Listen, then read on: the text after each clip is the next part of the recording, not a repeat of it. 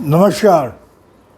मैं अमित बैनर्जी आज आपके लिए सबसे पहले मैं वरुण श्रीवास्तव जी को धन्यवाद देना चाहूँगा जो हमें बार बार मौका देते हैं बोलने का। तो पिछली कहानी जो आपने पढ़ी थी और सुनी थी वो भी नई कहानी थी और वो थी राम सिंह ठाकुरी के बारे में, कदम कदम बढ़ाया जा। आज 23 अगस्त है और शायद हो सकता है कि 23 अगस्त को आपको ये कार्यक्रम यूट्यूब के द्वारा ना दिखाया जाए, हो सकता है, मुझे नहीं मालूम, हो सकता है बाद में दिखाया जाए, लेकिन मैं 23 अगस्त को लेके ही चलता हूँ क्योंकि वो दिन बहुत इम्पॉर्टेंट है। इसलिए मैं जो हमारी कहानी का शीर्षक है वो है धरती की कहानी, जो मैंने लिखा हुआ है यहाँ पे, कहानी धरती की। कहानी धरती की जो है वो इसलिए आज इम्पॉर्टेंट है, यानी कि आज 23 अगस्त है। तो 23 अगस्त के दिन यानी कि 1966 में की बात है जब धरती पर पहली तस्वीर नासा के द्वारा अंतरिक्ष में सबसे महत्वपूर्ण परीक्षण में ऑर्बिटर 1 के द्वारा अमेरिका ने मानव रहित स्पेसक्राफ्ट चाँद के ऑर्बिट में भेजा और उसे स्पेसक्राफ्ट द्वारा 23 अगस्त 1966 को हमारे धरती को पहली बार ब्लैक एंड वाइट, श्वेत शाम जिसको बोलते हैं, तस्वीर नासा को भेजा गया। अब नासा क्या है? तो नासा के बारे में आप जान लीजिए कि नासा जो है national aeronautics and space administration है, जो कि अमेरिका में है, वॉशिंगटन डीसी में। और स्पेस क्या होता है, स्पेस के बारे में तो चलिए मैं एक छोटा सा आप लोगों को दिखाता हूँ कि एग्जैक्टली स्पेस और ये हमारे अर्थ क्या होता है, तो बड़ा आपको अच्छा लगेगा देखने में। तो बहरहाल ये मैं कोशिश करता हूँ कि आपको प्ले करने का। तो ये देखिए आपके अर्थ जो है प्ले हो रहा है और ये स्पेस पे जो है ना लेयर्स होती हैं और लेयर्स जो है, और ये उसमें तमाम तरह के जो लेयर्स में साधारण शब्दों में देखा जाए तो एक तरह का 3D होता है।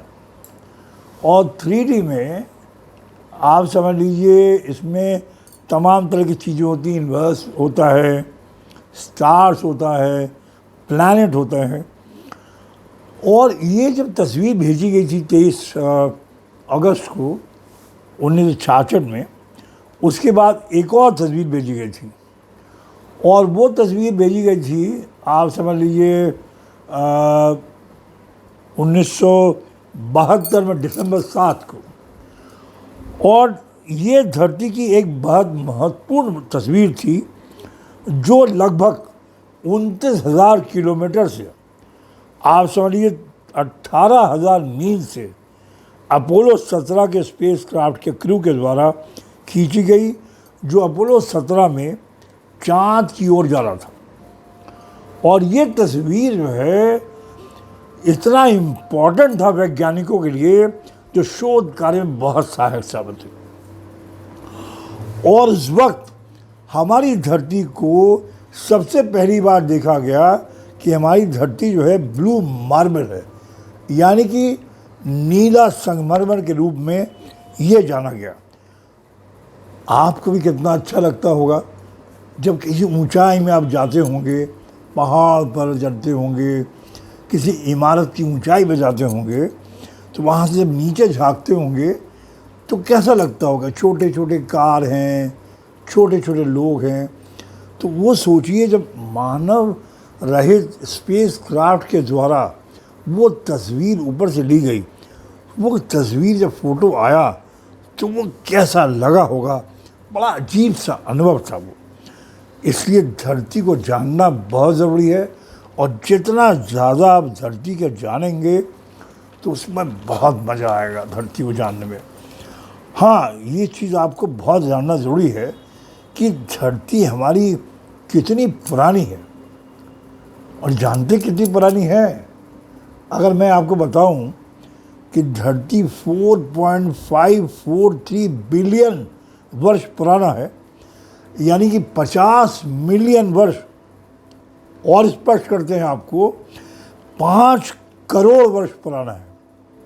और मज़ेदार बात यह है कि हमारी धरती जो है, जैसे मैंने इस आकार में समझा है, एक गोलाकार आकार है, गेंद की तरह होता है, जो बहुत ही गर्म लिक्विड होता है, जिसमें ऑक्सीजन और सिलिका ज़्यादा होता है, और एक महत्वपूर्ण क्रस्ट की तरह होता है, जिसे हम पपड़ी कहते हैं ना, पपड़ी की तरह, जिसमें कई परतें होती हैं, और उसमें ऑक्सीजन की मात्रा 46.6% होती है, सिलिकॉन 27.7% होता है, एल्युमिनियम होता है 8.1%, आयरन होता है 5%, कैल्शियम, सोडियम, पोटेशियम, सबकी अलग अलग मात्राएं, मैग्नीशियम, ये होती हैं। और सिर्फ यही नहीं होता है, हमारी धरती में 4 लेयर होते हैं, 4 अलग अलग सतह होते हैं। जैसे मैंने बताया, मैंटल है, आउटर कोर है, इनर कोर है, क्रस्ट के बारे में मैंने बता ही दिया था आपको। और सबकी मोटाई जो है वो अलग अलग होती है, कई उसमें अलग अलग। आप जितना जानेंगे इस विषय में वो आपके लिए बहुत अच्छा रहेगा। और धरती इतनी विशाल है, पहाड़, वायु, झरना, गैस, और गैस समझ लीजिए सबसे ज़्यादा क्या होता है, नाइट्रोजन और ऑक्सीजन इसमें ज़्यादा होते हैं। और एक चीज़ और, जो अगर आप और गहराई में जानने की कोशिश करेंगे तो इस धरती को, जिसे हम धरती माँ बोलते हैं, अब धरती माँ में जानते हैं आप, अगर उसको जानेंगे तो ये जो मैंने दिखाया निशान, ये नीला नीला देख रहे हैं आप, ये समझ लीजिए 71%, 71% पानी होता है। और उसका जो समुद्र यानी ओशन, सागर, वो पानी का 96.5% जो है वो धरती का जो है वो ओशन होता है। मतलब सिर्फ समझ लीजिए कितना परसेंटेज देश हुए पूरे, 71% से माइनस करिए, उतना वो है हमारे देश। और गौर करने वाली बात ये है कि पानी तो भाप बन जाता है, और इसके अलावा नदियाँ, झील, बर्फ़, ग्लेशियर्स होते हैं, तमाम जो हिमानी या जिसको हिमनद बोला जाता है।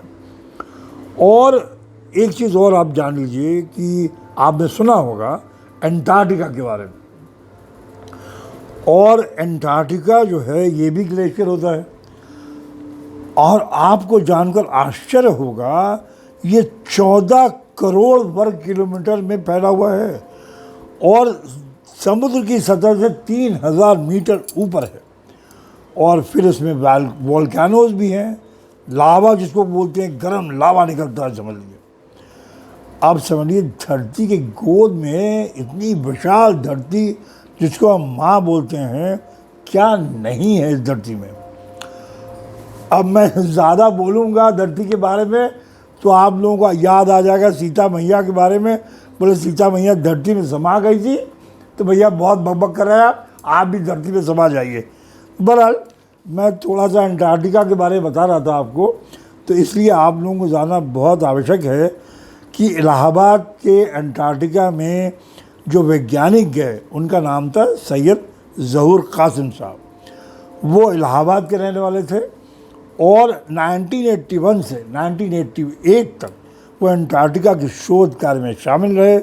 31 दिसंबर 1926 में वो इलाहाबाद में पैदा हुए, और उनका इंतकाल 20 अक्टूबर 2015 को हो गया। तो मैं आपको बता रहा था इसी कड़ी में एक चीज़ और जान लीजिए कि कभी कभी लोग स्पेस में जाते हैं, और आपको जानकर खुशी होगी कि, और शायद सुना भी होगा आपने, कि हमारे भारत के विंग कमांडर राकेश शर्मा, जिस वक्त इंदिरा गांधी जी थी, शायद उन्होंने बात भी किया होगा, तो वो शायद आपने रिकॉर्डिंग सुना भी होगा। तो राकेश शर्मा जिनको अशोक चक्र प्राप्त हुआ था, वो 13 अप्रैल 1984 को एक इंटर कॉस्मोस कार्यक्रम के तहत वो स्पेस गए, और कुशलतापूर्वक वापस भी आए और वो आज जीवित भी हैं, 71 वर्ष के हैं। इसके बाद और भी कई लोग गए भारतीय मूल के, वो थे लेकिन भारत के नहीं थे, वो अमेरिका से गए। वो कल्पना चावला जी गई, लेकिन वो लौटते वक्त वो जब लैंडिंग हो रहा था तो उसमें एक दुर्घटना हो गया तो वो जीवित नहीं हो पाए। इसके अलावा सुनीता विलियम्स गई, रवीश मेहरोत्रा गए।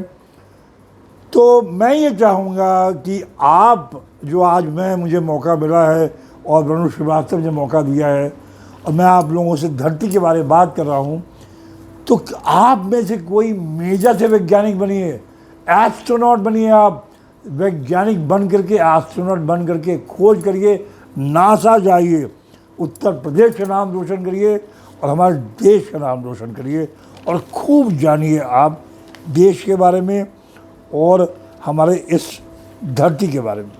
हाँ, एक चीज़ और अंत में बताना चाहूँगा मैं कि जिसको आपने धरती माँ बोला, आप सब उसके संतान हुए, तो इस धरती की सुरक्षा करना भी आपका कर्तव्य है।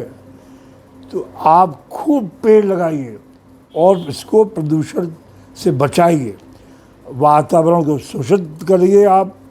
और एक चीज़ और मैं बताना चाहूँगा कि 400 पेड़ होते हैं प्रति व्यक्ति, और जितना पेड़ लगाएंगे वातावरण उतना शुद्ध होगा।